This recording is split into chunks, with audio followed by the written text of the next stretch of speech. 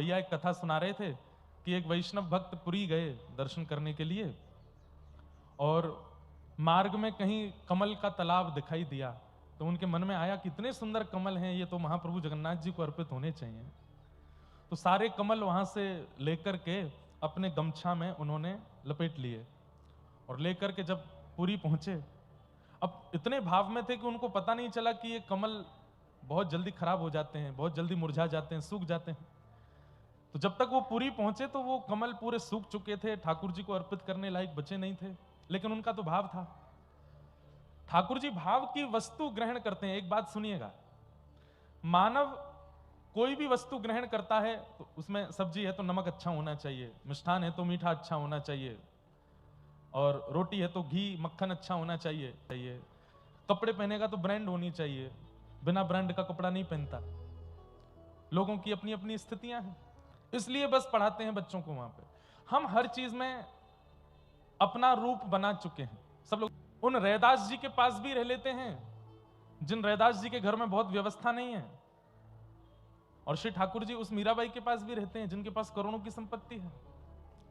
ठाकुर जी को अगर चुनना हो तो श्रेष्ठ घर ही चुने, पर नहीं, ठाकुर जी भाव चुनते हैं। भाव जिसका श्रेष्ठ है वो सामान्य भी है तो मुझे स्वीकार है।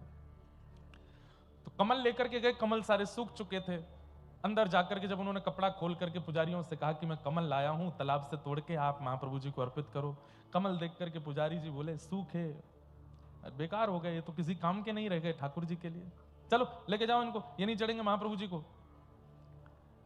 बोले अरे मैं इतनी दूर से लाया हूं, आप क्यों नहीं, तो थोड़ी कहा सुनी हो गई तो पुजारियों ने उस व्यक्ति को भी बाहर कर दिया। बोले तुम भी जाओ बाहर और ये अपने कमल भी लेके जाओ, एक भी नहीं चढ़ेगा ठाकुर जी को। बाहर जाकर के वो व्यक्ति इतने व्याकुल हो गए कि नाथ, हम कमल लेकर के आए और आपने स्वीकार नहीं किया। पुजारियों ने और बाकी सब ने मिलकर के भले ही कमल ठाकुर जी को अर्पित ना करवाए, बाहर निकलवा दिए, लेकिन रात्रि शयन के बाद जब पुनः ठाकुर जी का सुबह दर्शन हुआ तो वही सारे कमल जो बाहर फेंकवा दिए गए थे, पता नहीं कहां से पुनः गर्भगृह में पहुंच गए। ठाकुर जी ने अपने आप ही उनकी माला, उनका श्रृंगार बना बना करके अपने मुखमंडल पर और अपने तन पर धारण किया, और तब से महाप्रभु जगन्नाथ जी का कमल श्रृंगार होता है। क्या क्या बोलते हैं उसे? पद्मभेष। पद्मभेष होता है, पद्म कमल को कहते हैं। आज भी ठाकुर जी अगर पुष्प कमल के नहीं हैं, इतने उड़ीसा में नहीं मिल पाते, तो आर्टिफिशियल बनवाएंगे, लेकिन बनाते हैं, कमल भेष धारण करते, पद्म भेष पहनते हैं एक भक्त की स्मृति में। तो महाप्रभु जगन्नाथ जी कितने प्रेमी हैं। आप बस भाव से कोई वस्तु प्रदान करके आइए, आपको इतने आश्चर्य दिखेंगे, इतने चमत्कार होते हैं जगन्नाथपुरी में। महाप्रभु जी खूब